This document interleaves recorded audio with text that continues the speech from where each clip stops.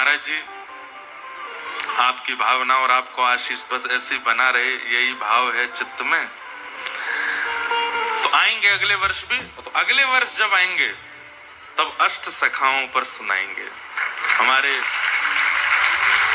सूरदास जी से लेकर के श्री चतुर्भुज दास जी, अब उनके चरित्र भी हमने कई बार कहे हैं कथाओं में, पर उनमें भी इतनी विस्तारता है और गूढ़ताएं हैं और ऐसे ऐसे पद हैं जिनको हम कभी कभी कहीं कहीं गा देते हैं। कितने पद तो ऐसे वो दोबारा रिपीट ही नहीं हुए कथा में, एक बार कहीं गव गए और अचानक याद आ जाते हैं तो गा देते हैं। तो एक बार अष्ट सखाओं पर हमारे प्यारे गिरधर लाल जी को जिन्होंने खूब रिझाया, खूब आनंद कराया, ऐसे हमारे अष्ट सखा कितना नेह करते हैं, कितना आनंद कराते हैं श्री ठाकुर जी को पद गा गा करके, जिनको बुला बुला करके ठाकुर जी घोड़ा बनाते हैं। गोविंदास को बैठ, मैं तो पे बैठूंगा, अम्मू को डुला के ला। कुम्मन दास जी के कंधा पे बैठ के चोरी करने जाते हैं एक गोपी के यहाँ पर, इसी कलिकाल में। एक बात कहता हूं, बुरा नहीं मानना कान पकड़ के, हमारे वृंदावन में जितने भी ठाकुर भये ना, प्रकट है कि विराज गए, पर प्रकट है कि लीला तो इन्होंने ही की ब्रज वृंदावन में। प्रकट होने के बाद में श्रीनाथ जी ही डोले हैं ब्रज में, श्रीनाथ जी नहीं आनंद कराया है, बाकी सब लाला तो प्रकट है कि विराज गए मंदिर में। पर ऊधम इन जैसे कोई नहीं किए या कलिकाल। तो हमारे हृदय के लाला हैं, तो इनके 8 सखाओं की चर्चा सुनाएंगे अगली बार। और लोकेश भैया देख लिया, 2 मंजिला बन जाए तो पंडाल, ऊपर भी बैठ जाए नीचे भी बैठ जाए, वो कम पड़ेगा, 3 मंजिला बनाना पड़ेगा। आइए श्री गौर हरि के पावन चरित्र में हम लोग प्रवेश करते हैं।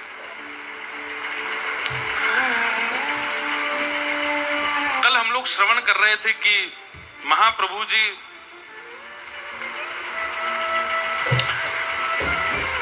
अपनी माता जी और अपनी गृहिणी और सबसे आज्ञा लेते हैं कि अब मुझे सन्यास चाहिए।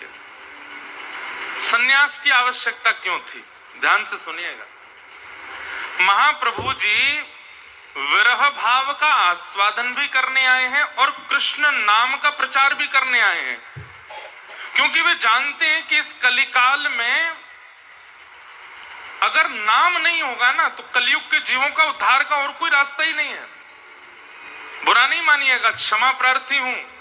अगर आज नाम संकीर्तन नहीं होता, आज यदि कथा नहीं होती, आज यदि सहज वार्ताएं नहीं हो रही होती, आज ये पद पदावलियों का गान नहीं हो रहा होता, तो हम लोगों पर तो कलयुग का इतना प्रभाव है कि संस्कृत में हो रहे भाषणों को हम लोग समझ भी नहीं सकते। और ना हम लोग इतने आदी हैं कि हमको पकड़ पकड़ के भी गुरुजी ले जाएंगे तो भी हम भाग जाएंगे। किसी ना किसी रूप से हम लोगों को आकर्षित करके उद्धार कराने के लिए नाम प्रधान था कलयुग में। ज्ञान से हमारा उद्धार होने वाला नहीं था, इसलिए नाम का प्रकट होना बहुत आवश्यक था। नाम की महिमा, कीर्तन की महिमा प्रकट होनी बहुत आवश्यक थी। इसलिए महाप्रभु चैतन्य वो कृष्ण भाव का, राधा भाव का अनुभव भी करने आए हैं और कृष्ण नाम का प्रचार भी करने आए हैं। और आज से 500 साल पहले बंगाल प्रांत में और भारत के कई प्रांतों में अगर कोई सदगृहस्थ ज्ञान देता था तो कोई नहीं सुनता था। बोलो ये क्या हमको ज्ञान देंगे, ये खुद संसार में पड़े हैं लोग बाग। क्योंकि उस समय भी 500 साल पहले थोड़े तो ज्ञानी लोग होते ही थे, और उनको कोई समझाता था तो लोग बाग सामने वाले प्रश्न कर देते थे, तुम तो खुद ब्याह करे बैठे हो, तुम्हारे खुद के बाल बच्चे हैं, तुम्हारा खुद का पूरा परिवार है, तुम हमको क्या ज्ञान दोगे। इसलिए कहीं ना कहीं लोगों के चित्त में एक गृहस्थ आश्रमी की बातें घर नहीं करती थी, इसलिए सन्यासियों की बात मानते थे लोग। तब महाप्रभु जी ने विचार किया कि अगर मेरे सन्यास ग्रहण करने से मेरी वार्ता लोगों के चित्त में विश्वास के रूप में बैठेगी तो मुझे सन्यास लेना चाहिए। और तीसरी बात, सन्यास क्यों ग्रहण किया। जिस प्रकार गृहस्थाश्रमी एक कन्या का वरण करके जीवन भर के लिए उसका हो जाता है, ऐसी एक सन्यासी सबका त्याग करके हमेशा के लिए ठाकुर जी का हो जाता है। एक प्रकार से सन्यास क्या है? विवाह है ठाकुर जी के साथ। अब ये केवल ठाकुर जी का है, इसको संसार से अब कोई काम नहीं है। इसका जीवन, इसका भोजन, इसका रहन सहन, उठना सोना जागना, सब कुछ किसके लिए है? जीव कल्याण और भगवत प्राप्ति। तो सन्यास एक प्रकार की मोहर है कि ये ठाकुर जी का हो गया। इसलिए उस काल में सन्यास लिए बगैर ज्ञान प्रस्तुत करना बड़ा मुश्किल था। इसलिए महाप्रभु जी ने सन्यास का मार्ग चुना। लेकिन विधिवत मां से आज्ञा ली, पिता से पत्नी से आज्ञा ली, और आज्ञा लेने के पश्चात केशव भारती जी के पास आप गए और वहां जाकर के सन्यास ग्रहण किया। आपका नाम निमाई था, आपका नाम गौर हरि था, लेकिन आज सन्यास होते ही आपका नाम रखा गया श्री कृष्ण चैतन्य। आपका नाम बोलो कृष्ण चैतन्य महाप्रभु की। अब मैं तो इतना विस्तार से पढ़ पढ़ के आया हूं कि उन भावों को अगर सुनाने लग जाऊं तो आप लोगों के नेत्रों से अश्रु नहीं रुके। कहते हैं कि महाप्रभु जी को भद्र करने के लिए जो नाई आया था, उसको बुलाया गया, उसको पता नहीं था कि किसको भद्र करना है। महाप्रभु जी सबके प्रिय थे। जैसे वो एक बहुत अच्छा गीत चलता है ना वृंदावन में, वृंदावन का कृष्ण कन्हैया सबकी आंखों का तारा, वृंदावन का कृष्ण कन्हैया सबकी आंखों। इसके आगे वाली लाइन अच्छी नहीं है, वो नहीं गाना है। वो कहते मन ही मन क्यों जले राधिका है, ऐसे ही है क्या है, यही है। अब पता नहीं क्यों मेरे को बस उतना याद आया। तो ऐसे ही चैतन्य गौर हरि बड़े प्रिय थे सबके, क्योंकि उनको देखते ही प्रेम प्रकट होता था, उनको देखते ही भाव प्रकट होते थे। जब नाई बुलाया गया तो उसने आकर के देखा किनको भद्र करना है। ध्यान अवस्था में बैठे हैं, शांत भाव से बैठे हैं श्री चैतन्य महाप्रभु। देख करके उसके हाथ कांपने लगे। बोले मैं वध ना कर लूं अपना? ऐसे सुनहरे केश इनके, मैंने कल बताया ना कथा में, इतने सुंदर थे महाप्रभु जी की उनके रूप लावण्य को देख करके आकर्षित होते थे लोग। भैया अब देखो जगह है ना है, जो खड़े हैं वो खड़े ही रहो, आगे वाले ने सुनन दो, बैठ जाओ। हाँ वहीं बैठ खड़े खड़े सुन लो। ये बालक हैं, ये बेचारे खड़े हो गई पूरी कथा सुनते हैं। इनको हम रोज देखते हैं, पूरी कथा 3 घंटे 4 घंटे खड़े ही होकर सुनते हैं। आप लोग भी अब जो लेट आए हो खड़े होकर सुनो, और अब जो आ रहे हैं उनसे कह लो भैया यूट्यूब पे सुन लो जाओ। अब बस विक्षेप नहीं करना, कथा में हमको बहुत भाव याद आते हैं तो हम सुना देंगे। तो रोने लगा, मैं कैसे इनके केशों को भद्र कर सकता हूं, मेरे लिए तो ये वध के समान होगा। तो महाप्रभु जी उसके पास जाते हैं और उसके हाथ जोड़ के कहते हैं, अगर तुम्हें पता चले कि कोई जीव पिंजरे में बंद है और अगर उसको मुक्त करने से उसको परम सुख मिलने वाला है तो तुम क्या करोगे?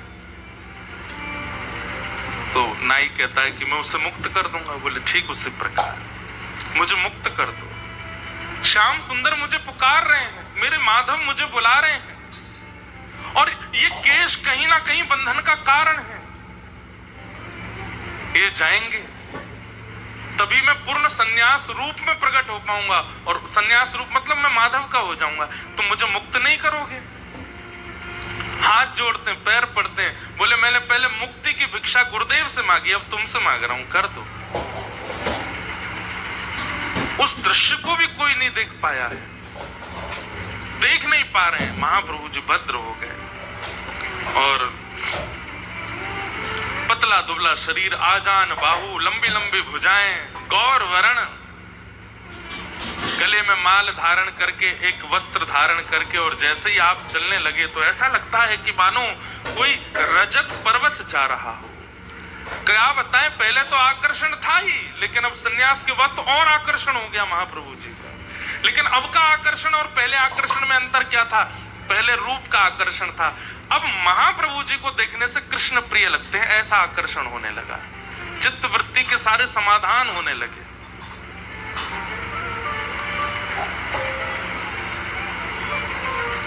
बहुत लीलाएं हुई, तभी आपके अभिन्न बड़े भ्राता स्वरूप श्री बलराम जी के अवतार श्री नित्यानंद महाप्रभु पधारे।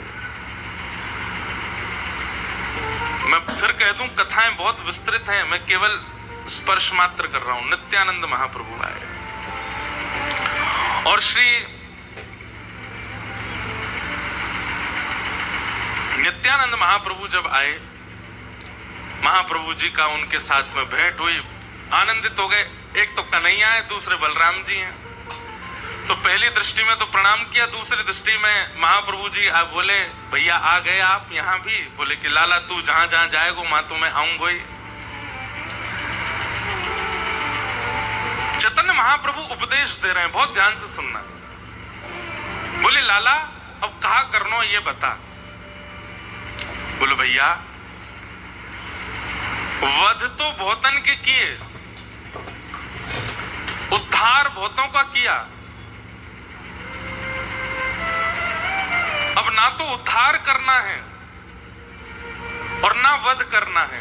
अब जो सामने आ जाए उसको स्वीकार करना है, चाहे कितने भी गुण से युक्त हो, चाहे कितने भी अवगुणों से युक्त हो, उसको स्वीकार करना है। अब किसी को भी अस्वीकार नहीं करना।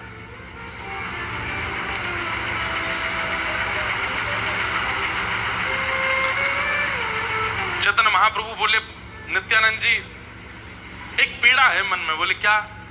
हम लोग श्रीवास के घर पर कीर्तन करते हैं, सब लोगों को बुलाते हैं, 2-4 दिन तो सब लोग आए, लेकिन अब धीरे धीरे लोग बाग आते नहीं है। हम गिने चुने लोग ही कीर्तन करते हैं, यहाँ लोगों की संख्या नहीं आती कीर्तन में। लोगों को जाकर के बोलो तो वे कहते नाम कहने से क्या होगा, नाम गाने से क्या होगा, नाम गाने से कुछ भला होगा हमारा। अब उन्हें ज्ञान देने के लिए प्रवचन करते हैं तो उनके अंदर वो धैर्यता नहीं है कि वो प्रवचन समझें। नित्यानंद महाप्रभु बोले तो फिर क्या करना है, आप आज्ञा करो। बोले अब जाना है घर घर जाके उनके द्वार पर खड़े होकर के भिक्षा मांगने। द्वार पर जाकर के कहना भिक्षाम देहि, भिक्षा दीजिए। और प्राचीन भारत में यह नियम रहा था कि द्वार पर अगर कोई मांगने आ जाए तो उसको खाली हाथ जाने नहीं देते थे, देते ही थे। बोले भिक्षा की भावना से जाना है और जब भिक्षा लेकर के आवे तो भिक्षा में हरि नाम मांगना है, भिक्षा में केवल प्रभु का नाम मांगना है। देवे तो उसके सामने हाथ जोड़ करके उसके पैर पूछ करके कहना है तुम्हारे जीवन में जितने पाप हैं वो सब हमारे ऊपर आ जाएं, उनको हम भोग लेंगे, तुम बिल्कुल मुक्त हो जाओ। बस एक काम कर दो, एक बार हरि बोल बोल दो, बस एक बार हरि बोल बोलो और कुछ नहीं करना। नित्यानंद महाप्रभु बोले मैं अकेला जाऊंगा, कोई एक सेवक दे दो आप। तो बोले हैं सब लोग बैठे हैं, इनमें से किसी को चुन लो। सारे बैठे थे आसपास। तभी दूर बैठे थे हरिदास ठाकुर, नाम जप कर रहे थे। नित्यानंद महाप्रभु बोले इनको दे दो हमको, इनको लेके जाएंगे। हरिदास ठाकुर जी को लेकर के और श्री नित्यानंद महाप्रभु निकल द्वारे द्वारे जाते हैं और द्वार पर जाकर के कहते हैं कुछ नहीं चाहिए, भिक्षा दे दीजिए। अंदर से भिक्षा देने वाले दाल चावल आटा लेकर के आते हैं। बोले ये सब नहीं चाहिए। तो क्या चाहिए? बोले कितने सदस्य हो घर में? बोले 5 सदस्य। बोले 5वां आ जाओ। 5वां आ जाते। बोले अब क्या करें? बोले भुजा उठाओ। भुजा उठा ले तो बोले अब बोल दो हरि बोल।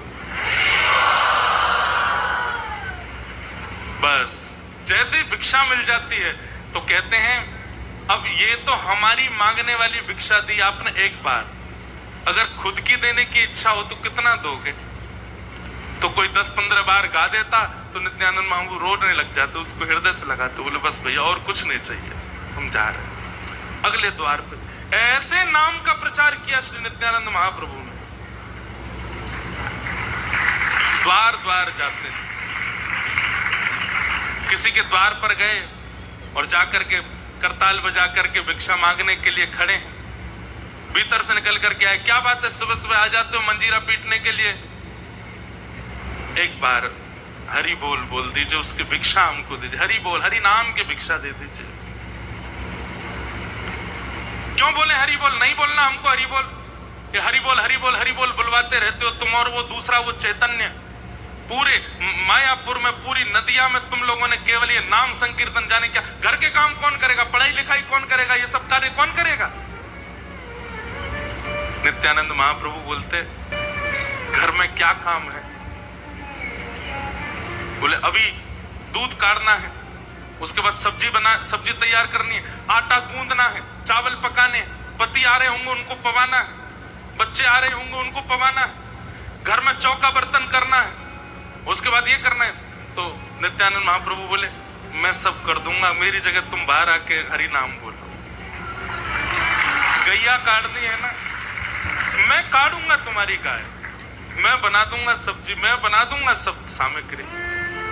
अगर मैं घर के सारे काम कर दूं तो तुम हरि बोल बोलो। भैया बैठ जाओ।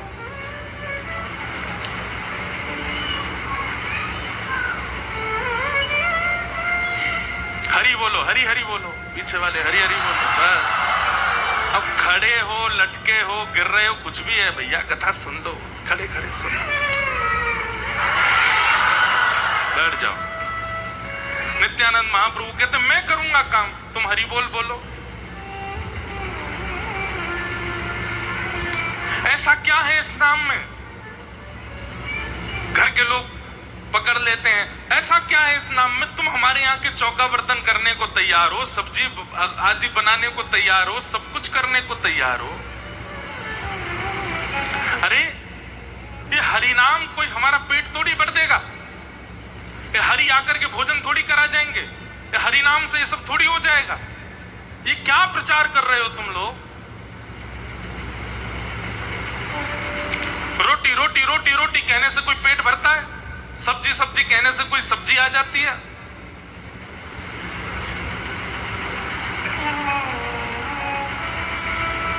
नित्यानंद महाप्रभु कहते हैं रोटी रोटी कहने से पेट तो नहीं भरता, सब्जी सब्जी कहने से सब्जी का स्वाद तो नहीं आ जाता, पर गुड़ गुड़ गुड़ कहने से जीभ में पानी आ जाता है। गन्ने का स्मरण करने से जीभ में रस का अनुभव होने लग जाता है, और कुछ नहीं तो जीव को उसको पाने की इच्छा प्रकट होने लग जाती है। अरे व्यक्ति कई बार वस्तु उसके पास नहीं होती, केवल उसका स्मरण कर ले और कोई गलती से नाम मात्र बोल दे। किसी को कोई वस्तु बहुत अच्छी लगती है और उस वस्तु का कोई नाम बोल दे बगल में आकर के। किसी को श्रीखंड बहुत अच्छा लगता है और कोई नाम भर बोल दे श्रीखंड। अरे भैया तुमने क्या बोल दिया, अब तो इच्छा हो रही है, अब तो बस कैसे मिल जाए, कहीं से मंगाओ, जोमेटो करो, आएगा। क्यों? क्योंकि इंद्रिय इतनी तीव्रता से उसकी कामना करने लग जाती है कि फिर व्यक्ति उसके लिए भागता है कि वो मिले। ऐसे ही हरि बोल बोलने से कम अभ्यास करते करते करते करते करते कभी तो ऐसा होगा कि जीव को, इन नेत्रों को, इन कानों को, इन हाथों को, इन त्वचाओं को इच्छा प्रकट हो जाएगी, और जब इच्छा प्रकट होगी तो दौड़ेंगे हम पाने के लिए, और जब दौड़ शुरू होगी उसी दिन कृष्ण मिल जाएंगे। देखिए महाप्रभु जी कहते हैं कि कृष्ण को प्राप्त करने के लिए लंबी यात्रा जरूरी नहीं, बस दौड़ की स्थिति प्रारंभ हो। समझ रहे हैं बात? मार्ग लंबा नहीं है, कोई यात्रा का पथ नहीं है, बस इच्छा चित्त में दौड़ की हो कि मुझे पाना है। जिस दिन आपने दौड़ लगाने के मतलब बस उत्कंठित हो गए, चाहिए मुझे ठाकुर जी, जिस दिन ये स्थिति चित्त में आ गई बस उसी दिन से ठाकुर जी मिलना प्रारंभ हो जाएंगे। पर इस स्थिति को प्रकट करने के लिए नाम गाना पड़ेगा। कहां तक कहें, नित्यानंद महाप्रभु नाम गवाने के लिए ये तक कह देते सब्जी हम काट देंगे, चावल बना देंगे, दूध काट देंगे, चौका बर्तन कर देंगे, तुम्हारे घर के सब बर्तन धो देंगे, तुम हरि बोल बोलो। और इतने में भी कोई नहीं मानता तो क्या कहते, द्वारे अड़ जाऊंगो एक बार हरि बोल। तुम्हारा कुछ जा रहा है, एक बार बोलने में क्या जाएगा, एक बार बोल दो बस। यहीं मर जाऊंगो एक बार, यहीं प्राण त्याग दूंगा, एक बार बोल दो। लेकिन इतने ढीठ लोग वो कहते हैं अड़ जाओ, मर जाओ, लेकिन हरि बोल नहीं बोलेंगे। नित्यानंद महाप्रभु बोले एक तो बोल ही दिया, एक बार तो बोल ही गया, एक तो हो ही गया, अब ये गलती से हुआ, एक बार भाव से कह दो ना, तुम फिर बाद में हम दिखेंगे भी नहीं, भाग जाएंगे यहां से। एक बार बोल। कोई व्यक्ति कह देता हरि बोल, आहा, तुरंत नित्यानंद महाप्रभु रुदन करने लगते। हरिदास ठाकुर जी से कहते प्रणाम करो, हरि बोल बोल रहा है। बोले एक बार आपने हमारी आज्ञा से बोला, अब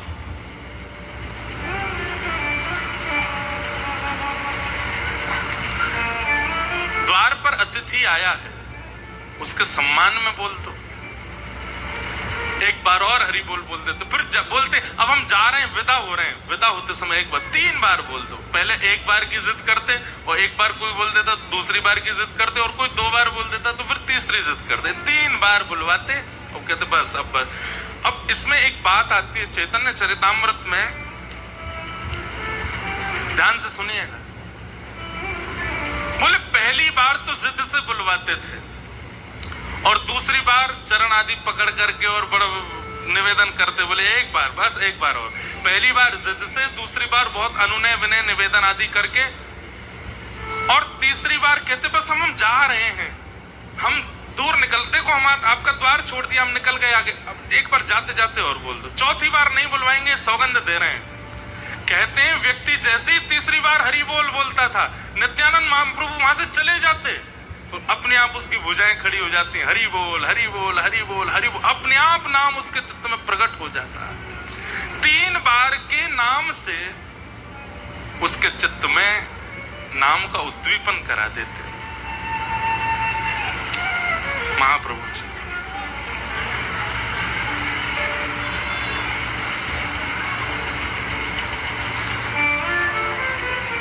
और जिनके चित्त में फिर नाम की लहर उठने लगती, जब 3 बार गाने के बाद कोई गाने लग गया, खूब आनंदित हो जाता, तो फिर उसको फिर गौर हरि की बात बताते। ये गौर हरि जो है, ये साक्षात ठाकुर जी हैं, वो उनके बारे में बताते, उनका विषय बताते।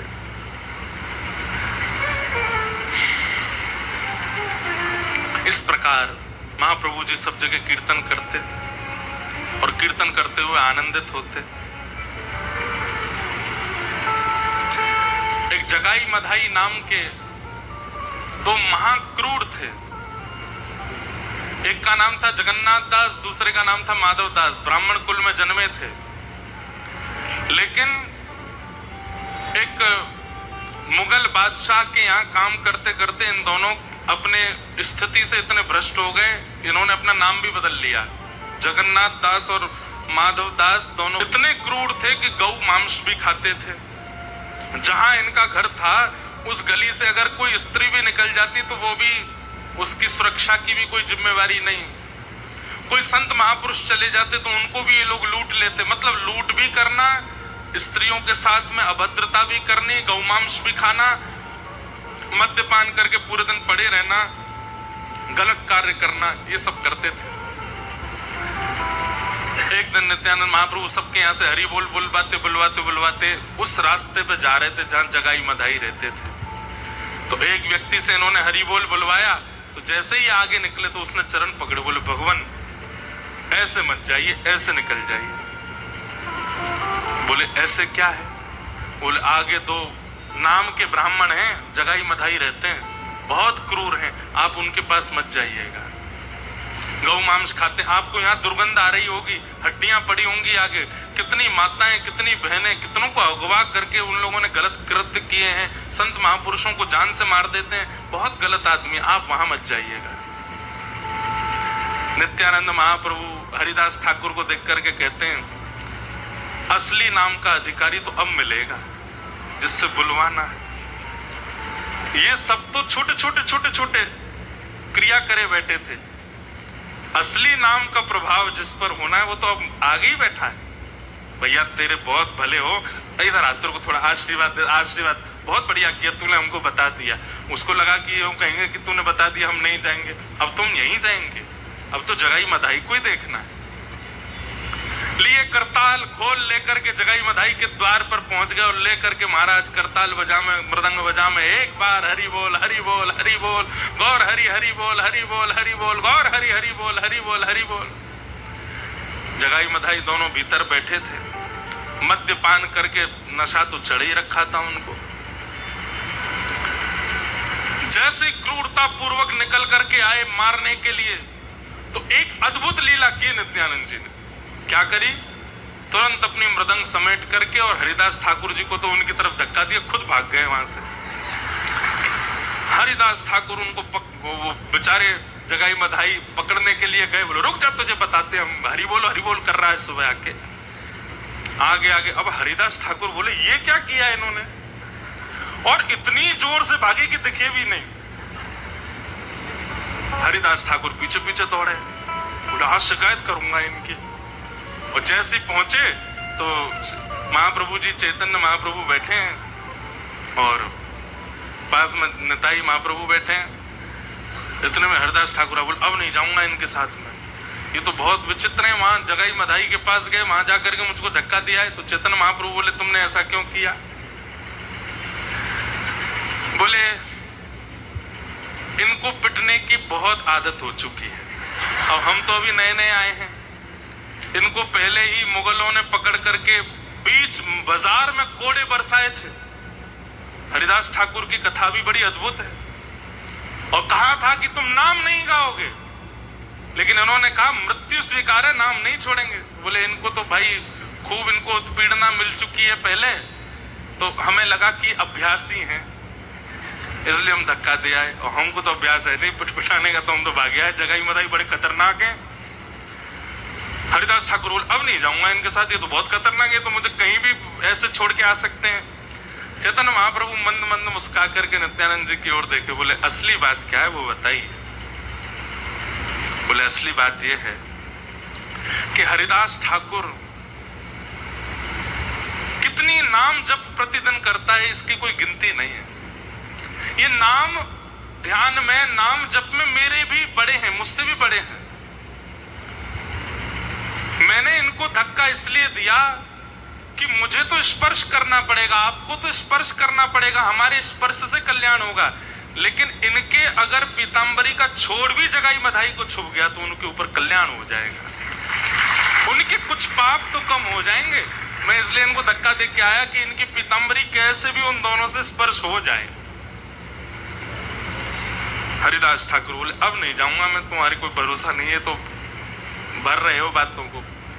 बोले नहीं नहीं कल चलेंगे, वहां नहीं जाएंगे, हाँ कहीं और चलेंगे। अगले दिन सुबह उठ करके फिर से खोल मृदंग आदि लेकर के करताल लेकर के चले। लेकिन नित्यानंद महाप्रभु जी के तो मन में था वहीं जाना है। कीर्तन करते करते जैसे ही उस गली में मुड़े, हरिदास ठाकुर बोले देखो फिर जा रहे हो आप? बोले अब मैं आगे रहूंगा, आप मुझे धक्का देंगे, चलना है। उन पर तो कल्याण करना है। दोनों जैसे ही पहुंचे और कल की भांति फिर से उन्माद नृत्य करते हुए हरि बोल हरि बोल हरि बोल हरि बोल हरि बोल, मृदंग बजा में जोर से कांसा बजा करके नृत्य करें। जगाई मधाई बोले फिर आ गए, कल तो भाग गए थे, आज फिर आ गए। लेकिन उनका कीर्तन बंद नहीं हुआ, आवेश में आ गया। और यहां जगाई जिस पात्र में मदिरा पान कर रहा था उसी पात्र को लेकर के उठा करके मारा और श्री नित्यानंद महाप्रभु के माथे पर जाकर के वो पात्र पड़ा। रक्त की धार बहने लगी। रक्त देखते ही वहां से हरिदास ठाकुर चिल्लाए हैं, हे महाप्रभु रक्षा करो, हे महाप्रभु रक्षा करो। यहां हरिदास ठाकुर की पुकार जैसे ही श्री चैतन्य महाप्रभु के कर्ण रंध्र में पड़ी है, नेत्र खुलते ही ठाकुर जी के नेत्र ताम्र वर्ण के हो गए। वैसे तो वे चैतन्य रूप में रहते हैं, राधा भाव में रहते हैं, लेकिन आज तक तीनों युगों में रक्षा करने वाले बलभद्र भैया, लक्ष्मण भैया के ऊपर आक्रमण। ये भाव सुनते ही महाप्रभु जी भूल गए कि कौन गौर हरि, कौन चैतन्य, कौन निमाई। तुरंत सुदर्शन चक्र धारण कर लिया और सुदर्शन लेकर के पहुंचे हैं सीधे जगाई मधाई का उद्धार करने के लिए। रूप देख करके जगाई मधाई थर थर कांपने लगे, चरणों में गिर गए, सुदर्शन चक्र को आज्ञा किए दोनों का सर धड़ से अलग कर दो। इतने में नित्यानंद महाप्रभु को होश आया, तुरंत दौड़ करके श्री चैतन्य महाप्रभु को हृदय से लगाया, नहीं भगवान आप ये क्या कर रहे हैं, आपने ही कहा था ना तो उद्धार करना है ना स्वीकार करना है ना किसी पर कृपा करनी है, अब तो सबको स्वीकार करना है, ये सबसे बड़े अधिकारी हैं स्वीकार के प्रभु, इनका ऐसे वध मत कीजिए। नित्यानंद महाप्रभु ने जैसे ही हृदय से लगाया, महाप्रभु चैतन्य शांत हो गए। कभी तो उनको राधा भाव का आवेश आ जाता और कभी कृष्ण भाव का आवेश, सुदर्शन चक्र आकाश से आ ही रहा था। इतने में नित्यानंद जी ने चरण पकड़ लिए, बोले ये तो अत्यंत स्वीकार के पात्र हैं, ऐसा मत कीजिए महाप्रभु। तुरंत सुदर्शन चक्र अंतर ध्यान हो गया और जगाई मधाई दर्शन करके चरणों में नतमस्तक हो गए, बोले हमें क्षमा कर दो भगवान, हम पहचान नहीं पाए, हम जान नहीं पाए, हम पर कृपा अब हुई है। जगाई मधाई दोनों को ठाकुर जी ने पवित्र कर दिया। बोले गंगा स्नान किया है तुमने दोनों ने? बोले हाँ बचपन में कभी किया था। बोले चलो गंगा स्नान कराते हैं। जगाई मधाई दोनों को लेकर के गंगा जी में गए। महाप्रभु जी और नित्यानंद जी अपना हाथ पकड़ करके लेकर के जा रहे हैं और जैसे ही गंगा जी के मध्य में पहुंचे, ए जगाई मधाई हाथ में जल लो। जल लिया और जल लेकर के चैतन्य महाप्रभु संकल्प करवा रहे हैं, बोले जीवन में जितने भी पाप किए हैं, तुरंत दोनों ने हाथ छोड़ दिया। बोले नहीं नहीं नहीं नहीं भगवान ऐसा मत कीजिए। बोले क्यों? बोले आप हमारे अगर प्रायश्चित करवाने के लिए हमको गंगा जी लाए, ये गंगा जी सूख जाएंगी, हमने इतना पाप किया। हमारे पाप को धोने की सामर्थ्य गंगा जी में नहीं है, इतने पापी हैं कि पूरी गंगा रक्त मंडित हो जाएगी। इतनी गौ हत्या की है, इतनी नारियों के साथ अत्याचार, इतने संतों को मारा है हमने, हम गंगा के योग्य नहीं, आप ये मत कराइए। महाप्रभु जी बोले हमारी आज्ञा है। तुरंत जल लिया और जल लेकर के कहा बोलो बोलो मेरे पीछे, जीवन में जितने भी पाप किए हैं, बोले जितने भी पाप किए हैं, जो भी कुछ अनाचार अत्याचार आदि आदि जो कुछ भी किया है सब बुलवा दिया। और तुरंत चैतन्य महाप्रभु ने हाथ आगे किया, बोले हम सब गौर हरि को अर्पित करते हैं। सारे पाप गंगा जी को नहीं दिए हैं। दोनों के हाथ कांपने लगे। बोले ये आप क्या कर रहे हैं? बोले तुरंत दो। आवेश में जब बोला तो दोनों ने जैसे ही जल दिया है, श्री गौर हरि श्री गौर सुंदर श्याम सुंदर हो गए, श्याम वर्ण हो गया ठाकुर जी का। जगाई मधाई रोने लगे, बोले ये तो अत्याचार, हमारे पाप के कारण गौर हरि श्याम हरि हो गए। नित्यानंद महाप्रभु बोले नहीं, ये तुम्हारे पाप से श्याम हरि नहीं हुए हैं, ये तुम पर कृपा करके गौर हरि ने अपना वास्तविक रूप दिखाया, तुरंत प्रणाम कर लो। गंगा जी में डुबकी लगा करके चैतन्य महाप्रभु को जैसे ही प्रणाम किया, महाप्रभु जी ने जैसे ही डुबकी लगाई तो जो श्याम वर्ण हुआ था वो पुनः गौर वर्ण हो गया और जगाई मधाई हमेशा के लिए महाप्रभु जी के हो गए। फिर तो वही जगाई मधाई वो ताल नृत्य करते हैं, आनंद से करताल खोल बजा करके हरि बोल करके अब नित्यानंद महाप्रभु जी के प्रचार में जगाई मधाई आगे चलते हैं सबके पास। जिन जगाई मधाई का नाम सुन करके घबराते थे, अब वही जब कीर्तन में आगे आगे खोल बजाते हुए चलते हैं तो नगर नगर के लोग आते हैं, बोले जब इन पर कल्याण हो गया, ये शुद्ध हो गए, ये पवित्र हो गए नाम के प्रभाव से, तो हम क्यों नहीं। जगाई मगाई के उद्धार से नाम की ऐसी गति हो गई, नाम का ऐसा प्रभाव फैला कि सब नाम उच्चारण में आनंदित हो गए। कहते हैं ये जगाई मधाई जो हैं, यही सतयुग में हिरण्याक्ष और हिरण्यकश्यप थे, त्रेता में यही रावण कुंभकर्ण थे, द्वापर में यही शिशुपाल दंतवक्र थे। लेकिन इन्होंने अपने तीनों अवतारों के बाद ठाकुर जी से एक बात कह दी, बोले नाथ, बोले हाँ, बोले आपके दर्शन में इतना प्रभाव था तो हमको मारने की आवश्यकता क्यों पड़ी? आप सामने आए थे, उसी से हमारा उद्धार क्यों नहीं हो गया? आपके नाम में इतना प्रभाव था तो आपके नाम तो रावण ने जितना नाम गाया होगा उतना किसी ने नहीं गाया। वो तो भले ही भाव कुभाव अनख आलसहु, नाम जपत मंगल दिश दसहु। तो उस नाम के प्रभाव से रावण पवित्र क्यों नहीं हुआ? आपको उद्धार के लिए मारना ही क्यों पड़ा हम दोनों को? तो ठाकुर जी ने कहा दो कारण। पहला कारण, तुम दोनों शापित थे और शाप की पूर्ति के लिए तुम्हारा उद्धार वध से ही होना था।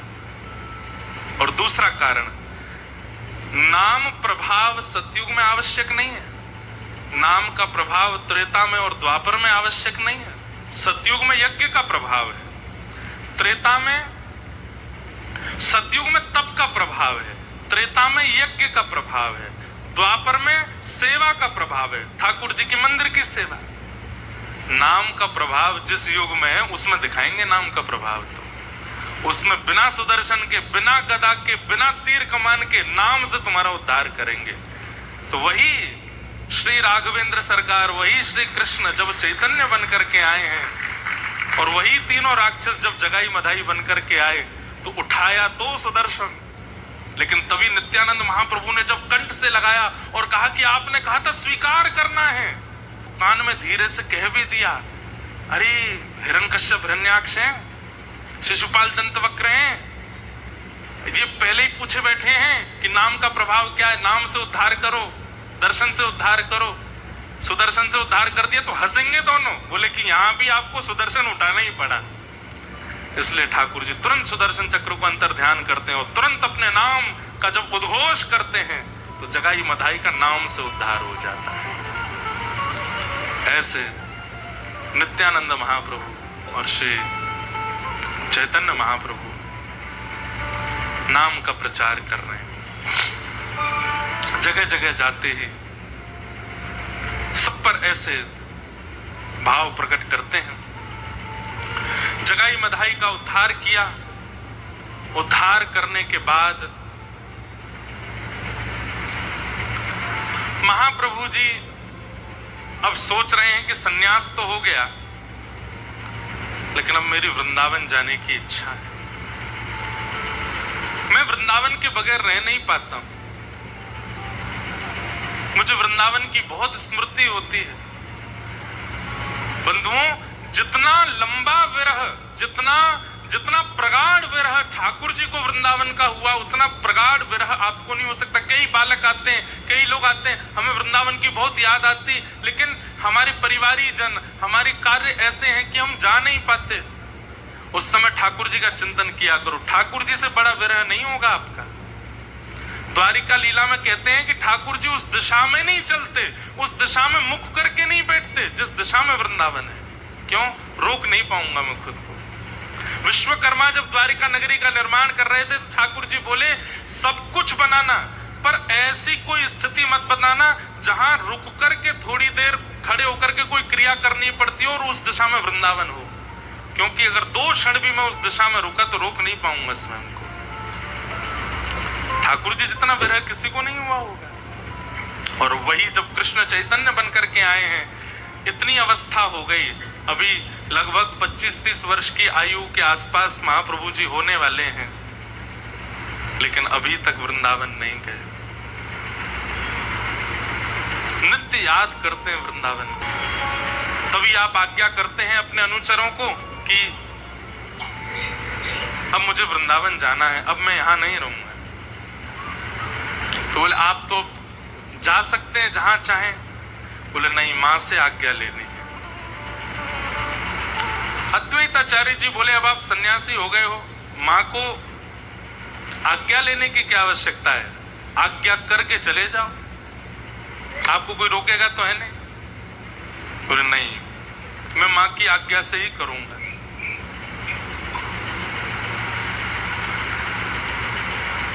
हरिदास ठाकुर बोले क्या कहा आपने, मां की आज्ञा से करेंगे?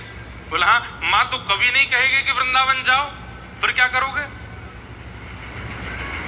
चैतन्य महाप्रभु बोले तो नहीं जाऊंगा। वो नहीं जाएंगे आप? बोले ना, नहीं जाऊंगा, मां अगर मना कर देगी तो नहीं जाऊंगा। अच्छा, और मां ने कहा कि घर चलो तो चला जाऊंगा। अब ये बातें सुनकर के वहां जितना परिकर खड़ा था वो तो आनंदित हो रहा था। अंत में दृढ़ता पूर्वक हरिदास ठाकुर पूछे ही लिए और मां ने कह दिया सन्यास त्याग दो, पुनः गृहस्थाश्रम में आ जाओ तो संन्यास त्याग दूंगा, फिर से गृहस्थ आ जाऊंगा। क्योंकि चैतन्य महाप्रभु जानते हैं कि मां नहीं बोलेगी। हरिदास ठाकुर तो नाचने लगे, जितने अनुचर थे सब नृत्य करने लगे। बोले अब हमारे पुनः गौर नेताई आएंगे, अब हमारे फिर से गौरांग आएंगे, फिर से उनके केश, फिर से पीतांबरी पहनेंगे। अरे माँ तो तैयार बैठी है कहने के लिए। तुरंत गए, सच्ची माता को जाकर के कहा, बोले अरे एक खुशखबरी है माँ। बोले क्या? महाप्रभु जी कह रहे हैं कि आप आज्ञा कर देंगी तो वो वृंदावन भी नहीं जाएंगे, घर छोड़ के जो बाहर रह रहे हैं वो वापस आ जाएंगे, और वो सन्यास भी त्याग करके पीतांबरी पहन के सामान्य रूप से रहने लगेंगे। अब तो हमारे अच्छे दिन आ गए, अब आप चलिए ना। मां गई, जैसे सामने गई हैं, चैतन्य महाप्रभु के नेत्र सजल हो गए, चरणों में प्रणाम किया। मां मुझे आज्ञा चाहिए। बोले क्या आज्ञा चाहिए? बोले मैं वृंदावन जाऊं। हरिदास ठाकुर बोले मां जल्दी जल्दी बोल दो। बोले 3 आज्ञा हैं, पहला सन्यास का त्याग कर दो, दूसरा घर वापस आ जाओ, और तीसरा अब पीतांबरी आदि पहन करके बिल्कुल जैसे पहले रहते थे वैसे रहने लगो। तीनों आज्ञाएं कर दो। सच्ची माता बोली नहीं। मेरे बड़े पुत्र विश्वरूप जब घर छोड़ करके गए थे और सन्यास लिया था, तब पिता की मृत्यु जब हुई जगन्नाथ मिश्र जी की, तो वो मरते मरते कह गए थे कि हे मेरे प्राण प्रिय पुत्र विश्वरूप, तेरे वियोग में मैं प्राण त्याग रहा हूं, लेकिन मैं तुझे जाते जाते भी ये कहना चाहता हूं, तो एक बार ठाकुर जी का हो गया है सन्यास लेकर के, अब वापस घर लौट के आना नहीं, ताकि मैं जिस लोक में जाऊं वहां भी धन्यता का अनुभव करूं कि मेरा पुत्र सन्यास मार्ग पर गया लेकिन लौट करके विरक्ति फिर वापस आया नहीं। तो जो इनके पिता की इच्छा थी वो मैं कैसे तोड़ सकती हूं? मैं कैसे कह सकती हूं कि तुम वापस आ जाओ? महाप्रभु जी तो जानते ही थे कि मां नहीं बोलेगी। चरणों में कहा मां अब मुझे आज्ञा दे दो ना, मैं वृंदावन जाऊं। मां ने कहा देखो तुम्हें रोक तो नहीं सकती मैं, तुम तो सन्यास ले चुके हो, पर मेरा तो सन्यास नहीं हुआ ना। तुम जब निकलते हो तुम्हारे सिर पर केश नहीं होते, तुम्हारे अंग पर वस्त्र नहीं होते, तुम्हारे हाथ में दंड होता है, सब तुमको सन्यासी समझते हैं, पर मेरे चित्त में तो पहली भावना पुत्र की ही आती है। सन्यास तुमने लिया है, मैंने नहीं। इसलिए एक बात तो कह सकती हूं, क्या? वृंदावन बहुत दूर है, वृंदावन यहां से बहुत दूर है। कभी अगर इच्छा भी हुई और मैं अगर मरणासन अवस्था में भी हुई और तुम्हें यदि पत्र भी भेजा गया, तो वो पत्र पहुंचने में इतना समय लगेगा, तब तक तो शायद मैं बचूं भी ना। इसलिए हमारे इस बंगाल प्रांत के समीप में वृंदावन है, जगन्नाथपुरी, तुम वहां चले जाओ। जगन्नाथपुरी से कभी तुम्हारा मन करेगा गंगा में स्नान करने का। मुझे पता है तुम्हें मुझसे प्रेम नहीं है, एक माँ की जो भाषा होती है वही सच्ची माता बोल रही है। मुझे पता है तुम्हें मुझसे प्रेम नहीं है, पर तुम्हें गंगा से बहुत प्रेम है, तुम्हें मायापुर से बहुत प्रेम है। तो कभी गंगा की याद आई, मायापुर की याद आई, और तुम कहीं आ गए, स्नान करने लगे, तभी हल्ला होगा, मेरे कान में आवाज जाएगी कि मेरा निमाई आया है, मेरा गौर आया है, तो मैं दूर से आके देख तो लूंगी। एक रात का सफर करके कभी मन होगा तो जगन्नाथपुरी आकर के दूर से देख तो लूंगी। इसलिए बेटा मेरी आज्ञा है कि तू जा, पर वृंदावन ना जा, बहुत दूर है। मुझे ये तो रहेगा कि मेरा निमाई आसपास है, तू जगन्नाथपुरी चला जा। कितना रोका गया श्री चैतन्य महाप्रभु को वृंदावन के लिए, आपने नेत्र बंद किए और मां की आज्ञा को अध्यादेश मान लिया, तुरंत चरणों में दंडवत प्रणाम किया। ये भी नहीं कि कोई संवेदना या कोई एक दो बातें और कह दी हूं, किंतु परंतु वृंदावन जाने दो, बचपन से कह रहा हूं, नहीं, तुरंत दंडवत प्रणाम किया और प्रणाम करके मां की ओर एक बार निहार करके दंड हाथ में लेकर के निकल पड़े। तुरंत इतनी द्रुत गति से चलते थे चैतन्य महाप्रभु की, वे चलते थे बाकी सब दौड़ते थे, निकल पड़े जिस दिशा में है जगन्नाथपुरी। असंख्य भीड़ पूरी मायापुरी की नदिया की चल रही है साथ में। महाप्रभु जी बोले मेरी आप सबसे हाथ जोड़ के दंडवत करके प्रार्थना है, सब वापस लौट जाओ। ये कुछ लोग ही बस मेरे साथ आगे की यात्रा पर जाएंगे, मेरी आप सबसे प्रार्थना है, सब लौट जाओ। और सबको लौटा दिया। बीच में कई पड़ाव हुए, कई लोगों पर उद्धार करते हुए, कल्याण करते हुए महाप्रभु जी नीलाचल जा रहे, जगन्नाथपुरी जा रहे। जगन्नाथपुरी पहुंचे और जैसे उस स्थान पर पहुंचे जहां से नील चक्र दिखना शुरू हो जाता है, श्री चैतन्य महाप्रभु भावावेश में नृत्य करने लगे और नृत्य करते करते करते करते करते जय जगन्नाथ जय जगन्नाथ जय जगन्नाथ कहते कहते मूर्छित होकर के गिर पड़े। सब अनुचरों ने उनको गोद में लिया, हरिनाम संकीर्तन करने लगे। थोड़ी देर में जब वह ध्यान नष्ट हुआ, आप तुरंत उठे और इतनी द्रुत गति से दौड़े महाप्रभु जी की ओर। पीछे अनुचर सब दौड़ रहे हैं। थोड़ी देर में महाप्रभु जी दिख नहीं रहे, इतनी द्रुत गति से दौड़े हैं जगन्नाथपुरी की ओर। दौड़ करके कब में सिंह द्वार से भीतर प्रवेश कर गए, सारी सीढ़ियां लांग करके ऊपर पहुंच गए। मंदिर की एक परिक्रमा करके सीधे गए, गरुड़ स्तंभ को तुरंत हृदय से लगाया और जैसे ही पहली झांकी देखी है, मानो चैतन्य महाप्रभु कहने लगे कि इन्होंने भुजा तो मेरे लिए पसार रखी, ये मुझे ही पुकार रहे हैं। राधा भाव चित्त में प्रकट हो गया, गोपियों का विरह भाव चित्त में प्रकट हो गया। मिल गए हमारे श्याम सुंदर जो खो गए थे रास बिहारी करते करते, कहीं अंतर ध्यान हो गए थे, मिल गए सामने। पुजारी रोकने को खड़े हैं, अनुचर कितने सारे रोकने को खड़े हैं, सिपाही रोकने को खड़े हैं, पर सबको लांघते हुए महाप्रभु जी भीतर गर्भगृह में प्रवेश कर गए और महाप्रभु जगन्नाथ जी का जाकर के गाढ़ आलिंगन कर लिया। बोलो जगन्नाथ महाप्रभु। जैसे ही आलिंगन करने के लिए गए, खूब पुजारी पंडा सब लगे हैं महाप्रभु जी को दूर खींचने में, लेकिन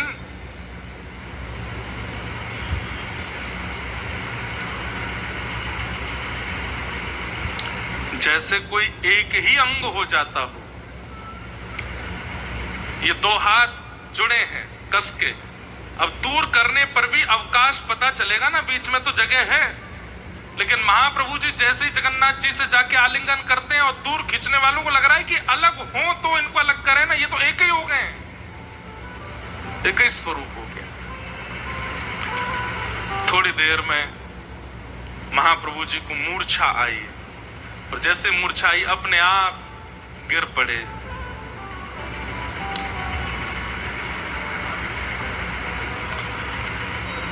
और जैसे ही जय हो बाबा महाप्रभु जी पहुंचे,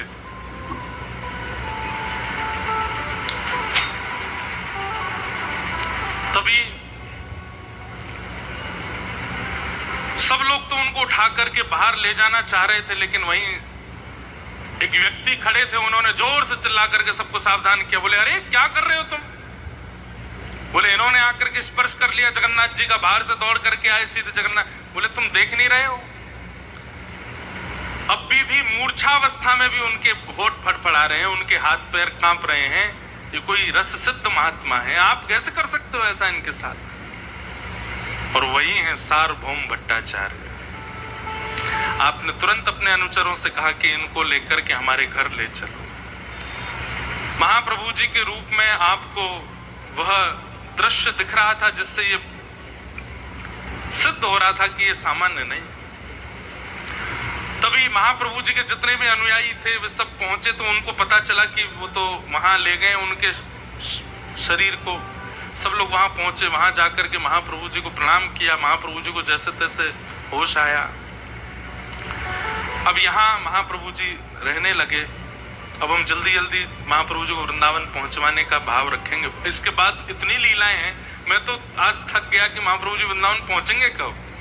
और 3 बार तो इसी बीच में प्रयास किए महाप्रभु जी ने, लेकिन हर बार नहीं जा पाते।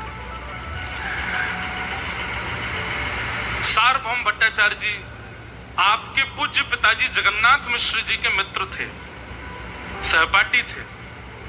तो उस नाते से वो अपने आप को पितामह भाव से महाप्रभु जी को देख रहे। तो महाप्रभु जी में तो दैन्यता थी। कुछ समय व्यतीत होने के बाद महाप्रभु जी की ये समझाने लगे, बोले सन्यासियों को ऐसे रोना नहीं चाहिए, सन्यासियों को ऐसे उछल उछल के नाचना नहीं चाहिए, ये नृत्य करना, तेज स्वर में गायन करना, रुदन करना, ये विकार है, सन्यासियों पर शोभा नहीं देते। सन्यासियों का असली धर्म क्या होता है ये मैं आपको सिखाऊंगा। महाप्रभु जी बोले सिखा दीजिए। 7 दिन तक सार्वभौम भट्टाचार्य जी उनको पढ़ाते रहे। महाप्रभु जी प्रेम से नेत्रों में भर करके पढ़ते रहे, सुनते रहे। 7 दिन हो गए, ना तो हाँ बोले ना बोले।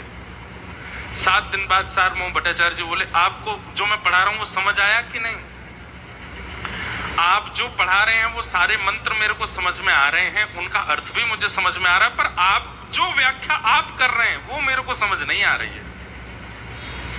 तो किसी विद्वान को बोल दो कि तुम्हारी व्याख्या समझ में नहीं आई तो उसको बहुत बुरा लगता है। बोला अच्छा तो तुम व्याख्या करके दिखाओ। तो उन्हीं 7 दिनों में सुने गए विषयों की व्याख्या जब चैतन्य महाप्रभु ने की तो हर व्याख्या में प्रेम था। घूम फिर करके बात कहां आ जाती है कि कृष्ण से प्रीति करो और कुछ नहीं है, कृष्ण से प्रीति करो और कुछ नहीं है। आपने तुरंत एक भागवत जी का श्लोक कहा और उसके 8 अर्थ बताए। बोले ये 8 ही अर्थ हैं इसके अलावा 9वां अर्थ नहीं है। चैतन्य महाप्रभु बोले आप विद्वान हैं, आप पंडित हैं, मैं आपको प्रणाम करता हूं, पर मैं इसका एक अर्थ करूं? बोले करो। चैतन्य महाप्रभु ने उसके 18 अर्थ की और 18 के 18 उनसे अलग। ये सब देख करके वो सार्वभौम भट्टाचार्य जी समझ गए कि ये सामान्य नहीं है। महाप्रभु जी ने कृपा की और कृपा करके जब उनके चित्त में भाग्य का, भक्ति का उदय हुआ, उन्होंने भी शरणागति ग्रहण कर ली। और सार्वभौम भट्टाचार्य जी, उनका नाम ही सार्वभौम था, सबको जीत गए थे वो, लेकिन महाप्रभु जी के भक्ति भाव के आगे वो भी नतमस्तक हो गए। कुछ दिन जगन्नाथपुरी में निवास करने के बाद महाप्रभु जी बोले अब हमको दक्षिण जाना है, क्योंकि भाव आवेश तो आते ही हैं लेकिन प्रचार भी तो करना है। केवल बंगाल उड़ीसा तक थोड़ी रहना है, हमको सब जगह जाकर के प्रचार करना है। आप जैसे ही जगन्नाथपुरी से निकले सारे अनुचर संग हो लिए, सबको हाथ जोड़ के कहा सब यहीं रुको, कोई नहीं जाएगा। केवल 1-2 लोगों को संग लेकर के महाप्रभु जी वहां से दक्षिण की यात्रा पर गए। मार्ग में कई लोगों पर कल्याण करते हुए, नाम प्रचार करते हुए, सब जीवों को प्रेम दान करते हुए, सबको ठाकुर जी के प्रेम में उन्मुक्त करते हुए महाप्रभु जी पहुंचे श्रीरंगम। और श्रीरंगम में पौढ़ानाथ शेष शैया पर पौड़े हैं ठाकुर जी। लेकिन महाप्रभु जी की एक बात, वह तो वो कृष्ण अंदर से कृष्ण है, हृदय श्री राधा रानी का है, लेकिन वो जब जब अपने किसी विग्रह स्वरूप को देखते हैं वो ये भूल जाते हैं कि मैं, ये तो भूले ही बैठे हैं कि मैं परमात्मा हूं, लेकिन जब भी अपने किसी विग्रह का दर्शन करते हैं उनके मन में किशोरी जी का भाव प्रकट हो जाता है और भुजा उठा करके खूब नृत्य करते हैं। आज जैसे ही आप श्रीरंगम पहुंचे, वहां पर पौढ़ानाथ श्रीमन नारायण भगवान पौड़े हैं शेष शैया पर। जैसे ही दर्शन किया, दर्शन खुलते ही आप उछल उछल करके वहीं नृत्य करने लगे, आनंद करने लगे। इतने आनंदित क्यों हो रहे हैं? बोले सब जगह मैंने इनको खड़ा देखा और खड़े देख करके मेरे मन में आया कि ये लेटते कब होंगे, इनके पैरों में पीड़ा नहीं होती होगी, ये बेचारे इतने खड़े खड़े सब जगह दर्शन देते हैं। आज मैं देख करके अत्यंत प्रसन्न हूं, चलो ये लेट तो गए, कम से कम आराम तो कर रहे हैं। और ये देख करके तो और आनंदित हो गए कि चरण दबा रही है लक्ष्मी। हाँ, ये बात, यहाँ के दर्शन बहुत अच्छे लगे, कम से कम आराम तो कर रहे हैं ठाकुर जी। लेकिन वहां के 3 प्रसिद्ध रामानुज वैष्णव परंपरा के आचार्य थे, जिनका नाम था श्री त्रिमल्ल भट्ट, वेंकट भट्ट और प्रबोध भट्ट। शृंगनाथ भगवान की सेवा करते थे। उनमें प्रबोध भट्ट थे, ये सन्यास लेकर के काशी चले गए। यही कालांतर में इनका नाम प्रकाशानंद हुआ, जिनको महाप्रभु जी ने काशी में जाकर के षड्भुज रूप में दर्शन दिए और फिर यही प्रकाशानंद प्रबोधानंद बनकर के वृंदावन गए और वृंदावन जाकर के श्री वृंदावन महामृत नामक ग्रंथ आपने लिखा। वो कथा हमने गोवर्धन में सुनाई थी कुछ महीने पहले गिरिराज जी में कथा हुई थी, वहां पर प्रबोधानंद जी की कथा सुनाई थी। आज नहीं कहेंगे, बहुत लंबी कथा है। तो त्रिमल्ल भट्ट और वेंकट भट्ट, तो वेंकट भट्ट जी इस समय आरती कर रहे थे रंगनाथ भगवान की, और जैसे ही आरती करते हुए आपने पीछे दर्शनार्थियों की ओर देखा, तभी देखते हैं कि महाप्रभु जी खूब जोर से नृत्य कर रहे थे। दर्शन करके रूप माधुरी देख करके आनंद तो हुआ, और उनको देखने के बाद जब पुनः देखा तो क्या देखते हैं कि शेषनाग पर ठाकुर जी भी खड़े होकर के वैसे ही नृत्य कर रहे हैं, जैसे बाहर महाप्रभु जी कर रहे हैं वैसे ठाकुर जी भी नृत्य कर रहे हैं। आपने भीतर देखा और भीतर ठाकुर जी को नृत्य करते देख पुनः बाहर देखा, तो पुनः बाहर देखते क्या देखा कि गौर हरि अंतर ध्यान, वो भीतर वाले ठाकुर जी बाहर नृत्य कर रहे हैं, बाहर पहुंच गए। और फिर दोबारा भीतर देखा तो सब सामान्य होगा, फिर से पहुंच गए बाहर, चेतन महाप्रभु रह गए। ये एक क्षण का आवेश दर्शन आपको समझ गए कि ये सामान्य नहीं है, ये कोई महापुरुष है। महाप्रभु जी एक थंब से सिर लगा करके वहीं रुदन कर रहे हैं, बैठे हैं आनंद से। तभी मंदिर बंद करके श्री वेंकट भट्ट जी आए और बोले, हे महाप्रभु आप कहां से आए? तो बताया हम बंगाल से आए हैं, आदि आदि। बोले अच्छा, आप मेरे घर चलिए, हमारे यहाँ संत निवास है, वहीं रहिएगा और वहीं प्रसाद आदि ग्रहण कर लीजिएगा। बोले ठीक है। वेंकट भट्ट जी के साथ महाप्रभु चैतन्य महाप्रभु गए और आपके घर पर जाकर के आपने निवास किया, प्रसाद आदि पाया, खूब आनंदित हुए, थोड़ी देर सत्संग भी हुआ, सब लोगों ने सुना। अगले दिन उठ करके जैसे ही महाप्रभु जी बोले अब हमको आगे की यात्रा पर जाना है, तो वेंकट भट्ट जी हंसने लगे। महाप्रभु जी बोले आप हंस क्यों रहे? बोले आपको पता है आज क्या है? बोले क्या है? बोले चातुर्मास का पहला दिन है, चातुर्मास प्रारंभ हो गया है, अब आप नहीं जा सकते यहाँ से, अब आपको 4 महीने यहीं रहना पड़ेगा। महाप्रभु जी बोले वाह रे, रंगनाथ भगवान की लीला है, ऐसे समय पर लाकर के हमको अपनी नगरी में बुलाया कि हम जा ही नहीं पाएंगे, हम तो भूल ही गए थे कि आज से चातुर्मास शुरू है। बोले भगवान छल पूर्वक ही सही में इसलिए लेके आया था, आपको पता ना रहे, आपको याद ना रहे, आप भाव में ही रहो ताकि चातुर्मास का पहला दिन शुरू हो जाए, ताकि 4 महीने पर यहीं डटो। बोले अब ठीक है, रंगनाथ भगवान जैसा चाहते वैसा होगा। वेंकट भट्ट जी बड़े प्रसन्न किए, महापुरुष हमारे यहाँ रुकेंगे। तभी आपने अपने पूरे परिवारी जनों को बुलाया, सब प्रणाम करो, सब आकर के प्रणाम करने लगे। तभी देखते हैं नन्हा सा बालक एक आया, महाप्रभु जी के जैसे समीप आए, महाप्रभु जी ने उठा के गोद में उठा, क्या नाम है तुम्हारा? मेरा नाम गोपाल भट्ट। आहा, श्री राधारमण लाल जी को प्रकट करे वाले श्री गोपाल भट्ट मिले। अब पता चली कि ये रंगनाथ प्रभु ने पूरी लीला इसलिए करी थी कि वृंदावन में राधारमण जी प्रकट कराने हैं और 4 महीना यहाँ पर गोपाल भट्ट जी को ज्ञान प्रदान करवाना। गोपाल भट्ट जी छोटे से, वेंकट भट्ट जी बोले मैं तो मंदिर में बहुत व्यस्त रहता हूँ। महाप्रभु जी बोले हमको आवश्यकता नहीं, हम अपने आप अपनी सब क्रिया कर लेंगे। बोले नहीं, ये लाला रहेगा आपके पास, आपको जो आवश्यकता है सब इनसे कहना। महाप्रभु जी ने तो देख लिया था नेत्रों में कि यही है जो वृंदावन के प्राण धन को प्रकट करेंगे, और इन पर बीज तो बोना पड़ेगा ना इनके अंदर। पूरे दिन महाप्रभु जी के साथ में रहते गोपाल भट्ट जी, छोटे से बालक, महाप्रभु जी उनको गोद में बैठा लेते। तो गोपाल भट्ट जी बड़ी प्यारी बात करते, कहते जैसे मेरी माता जी आपकी माता जी नहीं है। माँ का नाम सुनते ही चेतन महाप्रभु के नेत्र सजल हो जाते। मेरी भी माँ है। कहाँ है? बोले सच्ची मैया है। बोले वो कहाँ है? बोले नदिया में, मायापुर में। अच्छा, उनको आपकी याद नहीं आती? मेरी माँ तो मुझे छोड़ती नहीं है, आप कैसे रहते हो उनके बिना? ये सब बातें सुनकर के महाप्रभु जी इतने भाव विभोर हो गए, माँ की बहुत याद आने लगी। और माँ की याद आवे और गोपाल भट्ट जी को हृदय से लगा,